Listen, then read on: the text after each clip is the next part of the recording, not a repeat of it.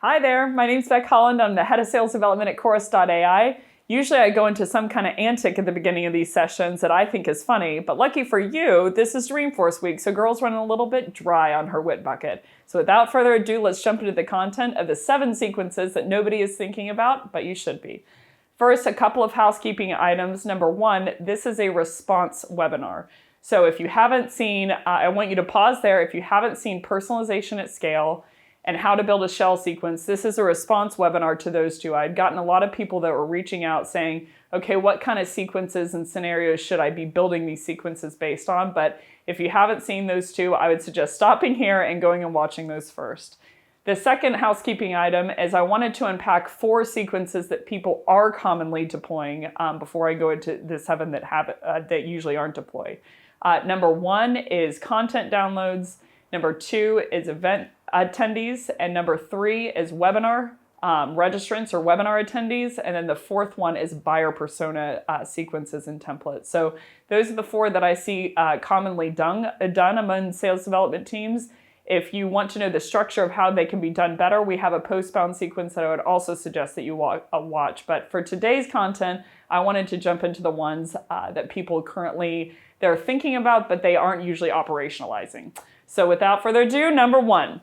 Number 1 is going to be dark funnel. So dark funnel leads are basically all of the people that are researching what your company does, but aren't actually hand raisers yet. So Forrester Research did a study on how you buy as a buyer and what kind of journey that you go through. There are 10 different variables that you are looking at whenever it comes to a purchasing decision. The top 3 are peer-to-peer. So you ask all of your peers what they're using and what kind of tech stack they're using to deploy within their sales team. Number 2 is you go to industry experts. And number 3 is you go to reviews and review sites. So a couple that are here on the board that can help you optimize dark funnel. So if you go 10 variables down, there's a demo. So what that tells you is most of your buyers are actually doing a lot of research before they're actually reaching out to you and telling you that they want a demo or they're interested in taking some time. So you want to capture all of those leads and make sure that you're reaching out and making it look like the right place, at the right time that your SDRs were getting in the game. So dark funnel leads, as they're coined, the 3 providers that can give you these kind of leads of people that are researching you but aren't becoming hand raisers yet are number 1, G2 Buyer Intent. G2 is a great organization. It's a review site where basically you can check out what other people are saying about different technology, but they can feed back to you the people that are researching your platform so you know when you're reaching out to someone that they are usually in market, so you have a higher trigger rate.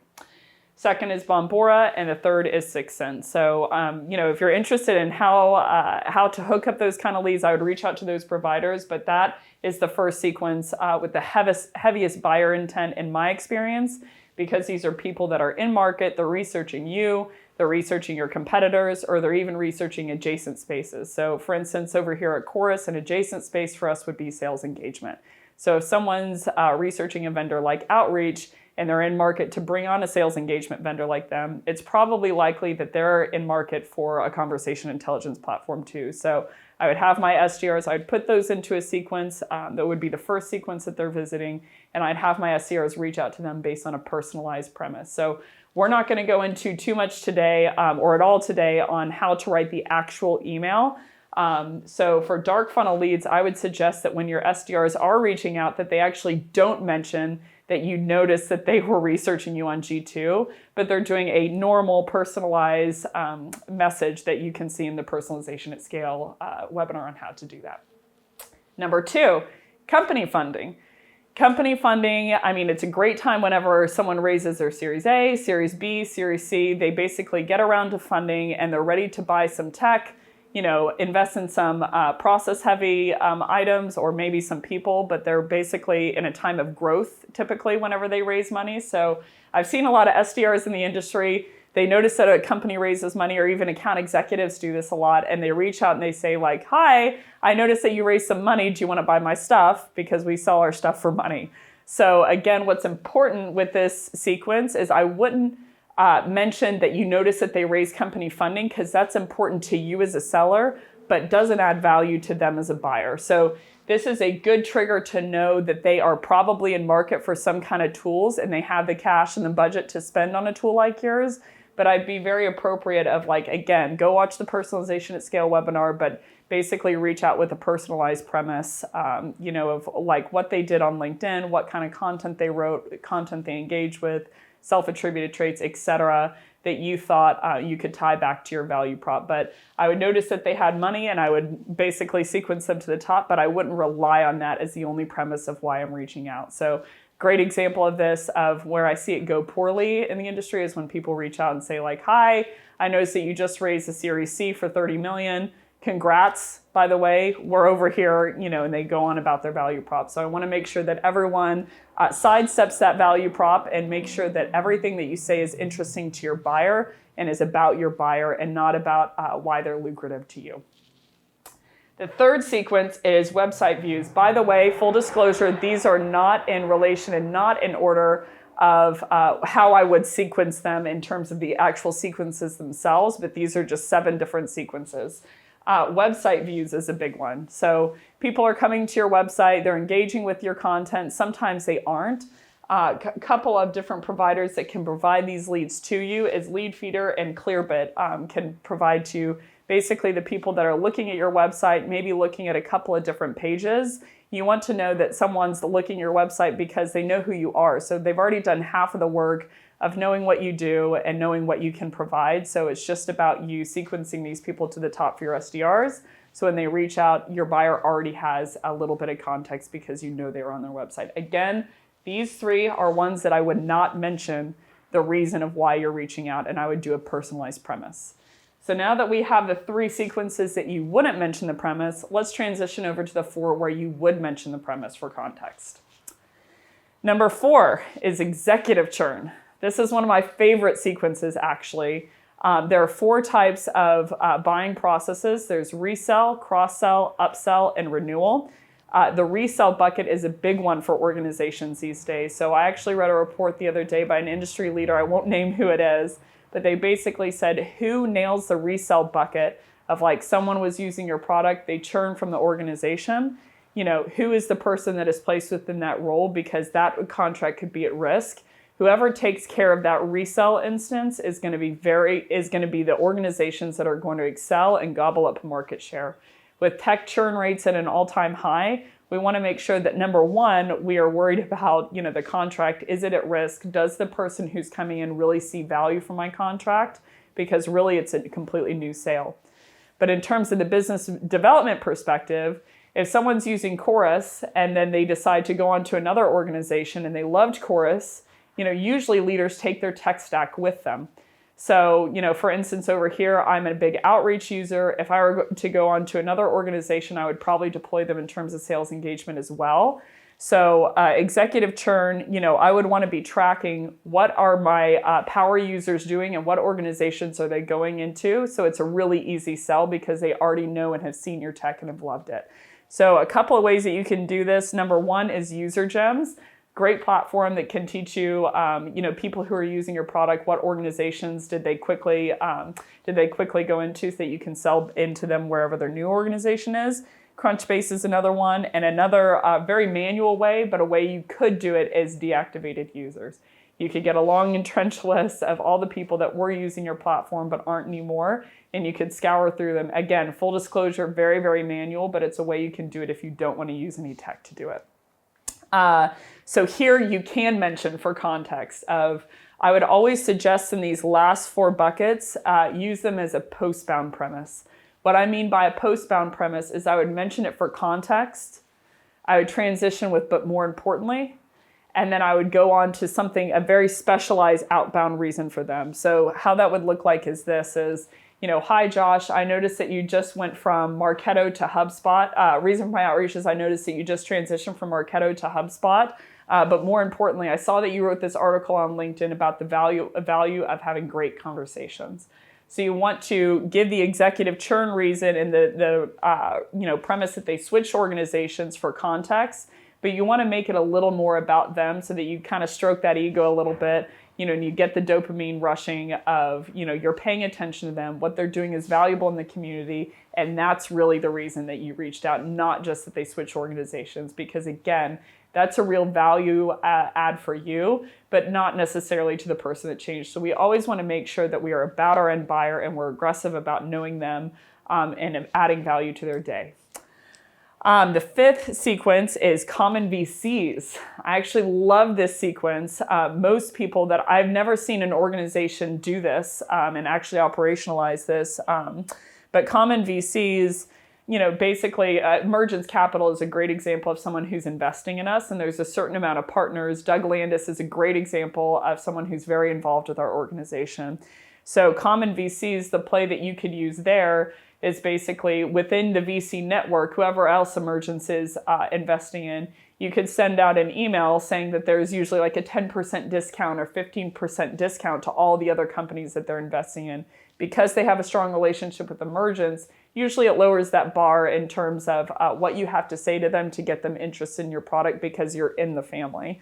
So you can use Crunchbase to pull this data a la carte. For instance, you could go to Emergence Capital and you could say, how many other companies is Emergence Capital supporting, and how can I pull that as one succinct list? The other play that you could use here is, we'll take Doug Landis as an example. He is on LinkedIn, probably very, very well connected. Shout out to Doug if he's watching this. He's got a big network, and so he obviously loves the course technology. He wants to recommend it to everyone that he knows, but he's not focused on that all day. And so you can have your SDRs go through, this is a bit of a manual process if you're not doing it through Crunchbase, but you could have them go to Doug's LinkedIn or whoever is investing in you, their partner's LinkedIn, and look through all of the connections that they have and wonder which organizations do they work with? Are they current clients of ours? And can we have that conversation instigated through Doug? So, Doug obviously wants us to be successful. He, saw enough value in us to give us some money. So I think a big part of that is he wants to spread us to all of his networks. So we want to always take the onus of the research and all of the messaging and the ghostwriting on us and make it easy for Doug to recommend us to other people. The sixth sequence is another firmographic trigger, just like company funding, is IPO. So this is a great opportunity for a lot of companies to sell into. I'm less interested on whether IPO is a great firmographic trigger to people, just as long as you're taking a look at firmographic triggers. So for us over here at Chorus, company funding is a good one, IPO is a good one, sales team hypergrowth is a good one. But IPO, a lot of organizations, once they go public, they're looking to, kind of lean down a little bit and then expand. So lean down and tighten their process. So this could be a great time for you to sell into an organization because, they're looking to onboard some tech that can make them do something more effectively, faster, or scale something out a little bit more than normal. So how you can pull a list of companies that have IPO'd, Crunchbase and DataFox is another provider of which you could do that. So the seventh and final sequence that most people aren't operationalizing, but they should be, is LinkedIn engagement.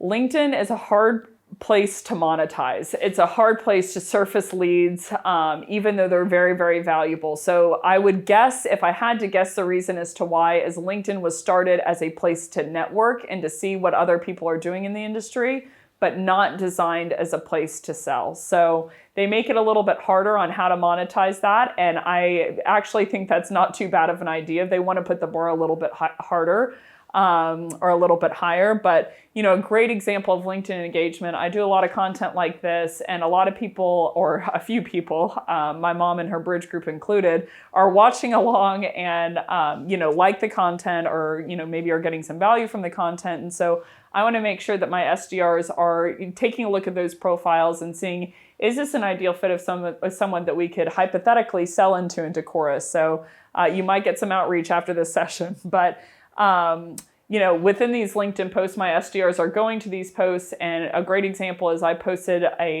basically a post on LinkedIn that said, I just did a session on objection handling. Does anyone want the slides? And I got I think 1,200 comments, low key, of people asking for the slides. And so my SDRs were going through very, very manually putting these into a spreadsheet, seeing who the account owner was, seeing if they were a current client or not, and seeing if they hit like the ideal customer profile of who we'd like to sell into. So, and then they were sequencing them within outreach. So again, very, very manual way to do this. But this is the 7th sequence that we run. So that is the last sequence.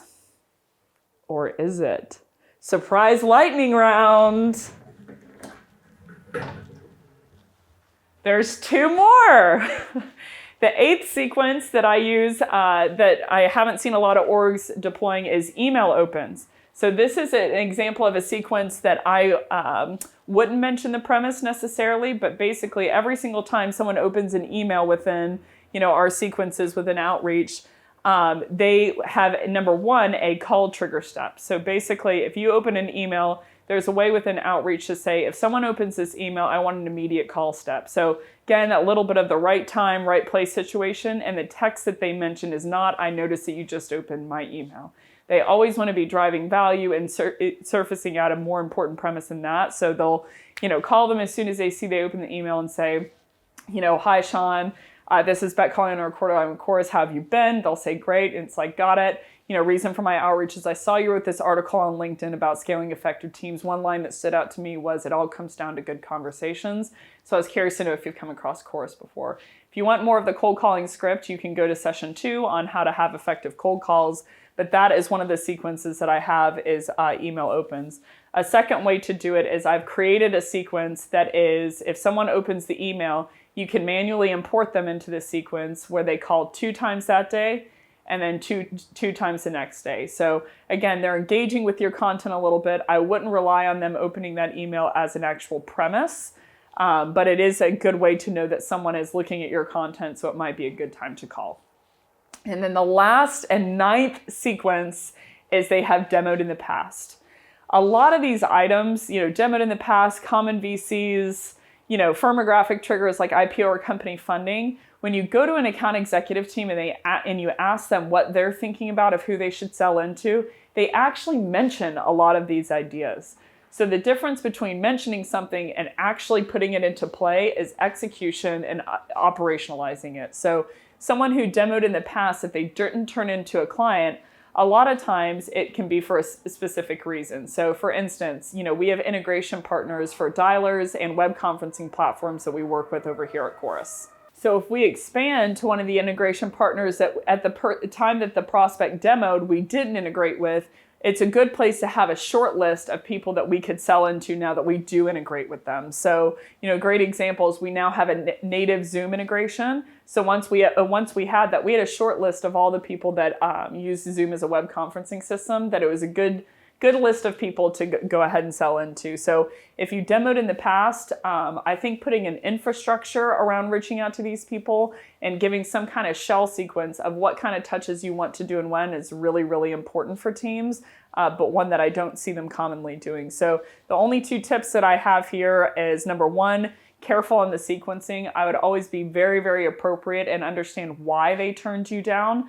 So Chorus is a great tool for that, not to product plug, but Chorus is a great tool for that to understand why the person may or may have not, have been a prospective client at that time. But I'd be careful, on the reasoning there and be very, very personalized when you reach back out to them of, hey, hi, Sean, or hi, Josh, I noticed that you had a demo a couple of months ago. The reason that you decided not to move on with us is you were using a certain kind of dialer. We actually just expanded to that. So I was curious to know if you'd be willing to jump on a call so you could hear a couple of updates on the product side. So in summary, that's it. Those are the 9 sequences that I don't see people operationalizing very often, but I really think it's valuable that you should be. So thanks everyone for taking a look, and I hope you have a great rest of your day.